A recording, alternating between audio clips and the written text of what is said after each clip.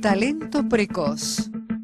Bill Gates, desde muy joven, se interesó por la programación informática. Con tan solo 13 años de edad comenzó a programar y a obtener sus primeros ingresos de ello. A los 17 años, fue admitido en la Universidad de Harvard. En 1976, abandonó la universidad por un gran sueño: fundar su propia empresa.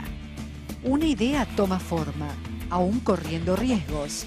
Apostó a una idea que cambiaría al mundo. En 1976 fundó su propia empresa de producción de software informático, Microsoft Corporation. Después de 5 años de dedicación a Microsoft, explotó el sistema operativo, el cual fue un gran éxito en las ventas. A los 31 años, Gates llegó a ser el hombre más joven del mundo que se tornó billonario por mérito propio. En el 85, la revista Forbes declaraba a Gates el hombre más rico del mundo, posición que ostentó por 13 años.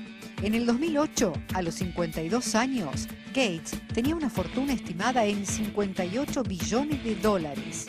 La misión de Microsoft, al mando de Gates, es de crecer continuamente y perfeccionar la tecnología del software. Hoy, los efectos de la crisis lo tornaron una vez más el hombre más rico del mundo. Desistir es la salida de los débiles. Insistir es la alternativa de los fuertes.